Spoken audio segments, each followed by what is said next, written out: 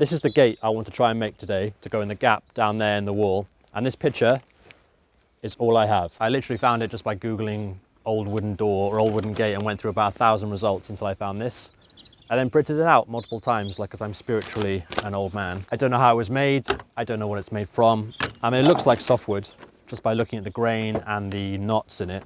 And the picture online said it was taken in a town called Courmayeur, which is right up in the north of Italy in the Alps. I'm using 12mm thick pine for the face. I've got no real workshop, no bench tools, nothing. I've got this rickety workbench, which leaves a lot to be desired. And I do have a circular saw, but that's about it. But I'm going to do the best I can.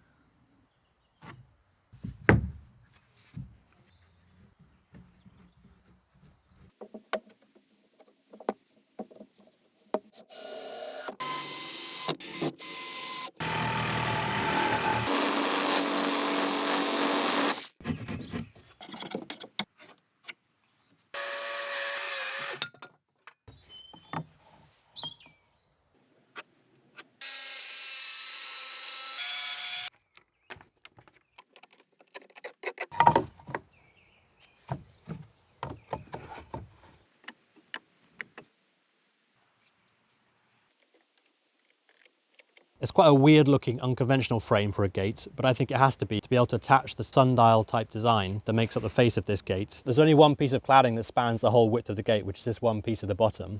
And then you can see in the picture, all of these other pieces, they go from the perimeter all the way around the outside edge, and then they taper into this central point here. To allow for that, the first cross piece runs across here, partially underneath the bottom board, but mostly, so these central pieces of the tapered cladding, which start up here and go up to behind the metal plaque, so they can have support down the bottom here. And the second cross piece, which would usually be halfway up the gate, is higher, so it runs underneath there. And then another one in close succession here, running on top of that bit, because that central point needs to be strong enough to be able to have all the pieces attached to it in this center. So I've run two pieces of thicker timber across as a frame, and then just put some thinner pieces of board inset here into these two pieces of wood so that surface is flush. And then because I've got this second cross piece quite a bit higher, I've only done one diagonal piece of bracing, apart from where they usually would have two, so that goes down towards the hinge side. The hinge on my gate is going to be on the opposite side to the hinge as shown in the picture. And then finally at the top I needed a final extended bit of the frame to be able to attach the pieces are going to come out to here to form the arch. So usually the way they achieve the arch effect is simply by cutting an arch shape into these long pieces of cladding that span the whole height of the gate. So you can just cut a shape into there. But because obviously the whole point of this design is that the pieces don't do that, the pieces up here are very short, so they only go from the edge right into the centre there. They don't go all the way down. If the frame stopped here, or here even, these pieces at the very top of the cladding would have no support at the top, so they would bow and move, and they would only be attached in one point. And that would be very weak, and I think in no way that would be secure. And all I did was cut a notch into either side of the vertical, and then made this simple triangle apex here. It isn't the most aesthetically pleasing gate frame, I'll give you that. Even with the template removed at the end, it will still look a bit strange from the back.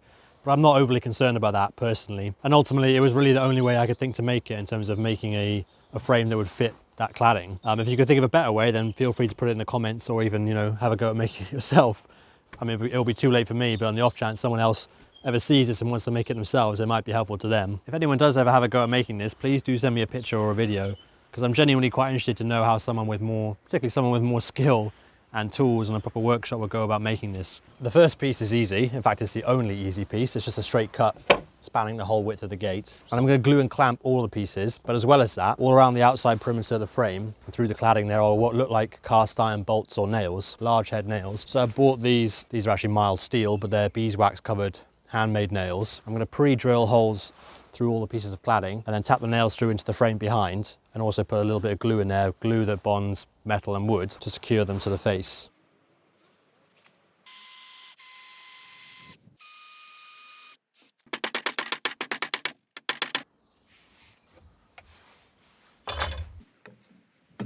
The tapered pieces is where the fun begins, but theoretically I should be able to make cuts at the same time for two pieces, because each piece has a mirrored counterpart across this centre line running down the centre of the gate. So that piece is the opposite of that, that of that, that of that, and so on. So once I mark them out, I should be able to cut two at the same time, because they're quite thin and a circular saw will be able to easily cut through two pieces. To mark the line for the tapered cut, first I need to find the centre of this point here, which is where the centre of the plaque is going to go. This metal plaque is going to be on the front face of the gate. Step two is to draw a circle that is centred in the centre point that I've marked out there. So I'm using a cable reel, which is convenient because it's got a hole in the middle. So I can position the hole that's in the middle over where I've marked the centre. It doesn't really matter what the circumference or the radius for the circle is, as long as it fits on these two pieces of board. And the circle that I've marked out that's centred here is going to help me measure out how I want the pieces to taper and to get the right line to cut. Each piece has a different width really at the outside edge, but then they taper seemingly into the same width in the centre. And I counted up all the pieces in the face of this gate, and there are 34 going around there. I'm going to add 2 because the pieces I'm using at the bottom here, the thickest pieces, the widest pieces even, there are 1, 2, 3, 4 pieces that span the whole width. But my pieces of wood are not wide enough to do that. I couldn't find wide enough, thin enough timber, so I'm doing 6. So I'm adding 2 additional pieces into this bottom section here. So if there are 36 pieces on the face that are tapering into the same circle, into this centre with the same width when they meet in the middle, all I need to do is divide the circumference of this circle by 36, because each piece is making up 10 degrees of this circle, and then that will give me the width that it should be once the board reaches the edge of that circle. If you can remember your high school mathematics, the circumference of a circle is 2 pi r. This cable reel is 20 centimetres wide, r is 10, and 2 pi r is, does a phone calculator have pi in it? A phone calculator does have pi in it. So the circumference of the circle is 62.83 centimetres, divided by 36 is 1.75, give or take. So each board, when it hits this circle, where it meets in the middle, at that edge, it should be approximately 1.75.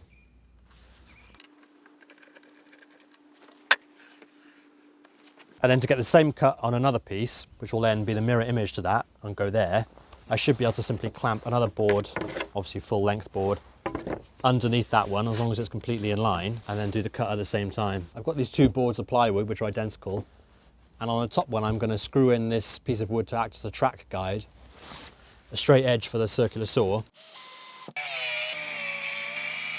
And once I've got the 2 pieces of ply lined up perfectly so the edge is over that cut line, just clamp the 2 pieces of ply together. I should be able to run the circular saw along this line. I'm just going to cut perfectly along this, the 2 pieces at the same time.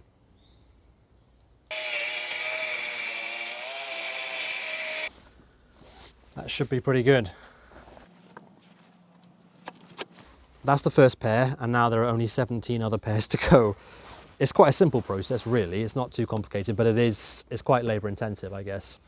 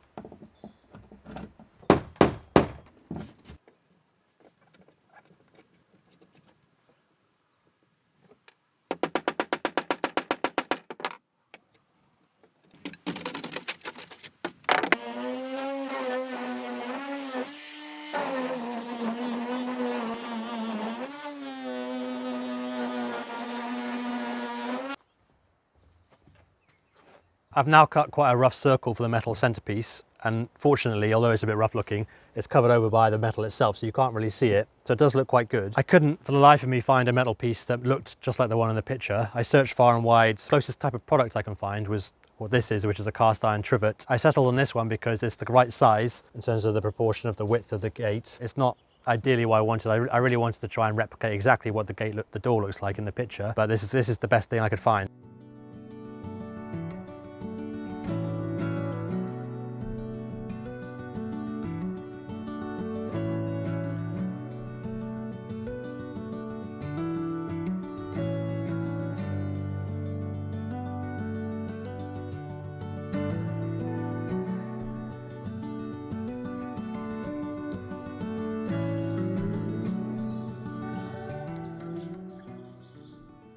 The stain is now dry and it looks pretty good, I think. It's okay. I can't help but feel that it looked a little bit better without the wood stain, annoyingly, just when it was the natural pine colour. But it's come out okay and it's a lot less orange now it's dried. The main way I think in which it doesn't look quite right is that the dividing lines that run between each piece are not prominent enough.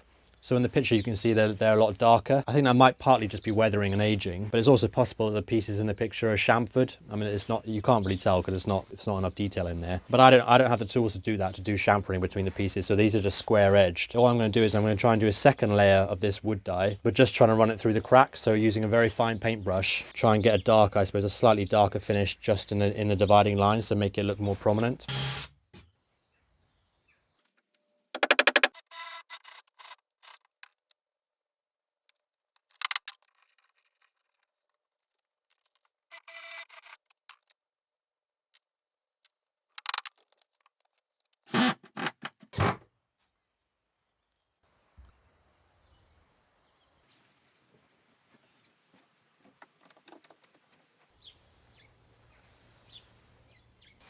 And this is it, the finished article. Does it look as good as the picture? No. If we're being honest, no, it doesn't. You know, obviously, I didn't expect that because that was made by an Italian master craftsman of some kind, I assume. This was made by me and I haven't done any woodworking in about 15 years. Quite happy with how it came out anyway. Pretty good recreation as a gate and not a door, especially given the cost. I think it must have cost me about £100 maybe in materials. Not very expensive, pretty similar to what you might spend on buying a gate, a similar kind of softwood garden gate of this type of size. Obviously a lot more work, a lot more labour to make it yourself, but it does look good. Colour looks less orangey in real life. I think that's partly the way my camera picks up colour.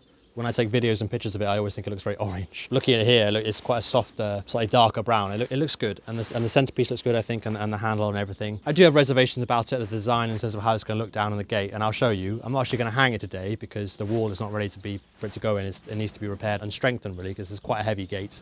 That's one of my reservations about it. So I'm not going to hang it today, but I'm going to take it down there and put it in place just to see what it looks like, and you can let me know what you think. My original idea was to have a sort of secret garden style gate, which is why it's kind of boarded up so you can't see through it, and then grow over a hedgerow archway. But then I think maybe it would be nicer to have a slightly softer, smaller gate that's picket gate so you can see through it, and then you'll be able to see the stone archway I'm going to build, which will be just behind where the camera is, looking up from the roadside. And I do have another place to put this, so potentially I could just reuse this somewhere else, having made it. You know, I went to all the trouble of making it, but I'm not entirely set on it down in the wall. I think maybe it looks a bit odd. I don't know. Moment of truth.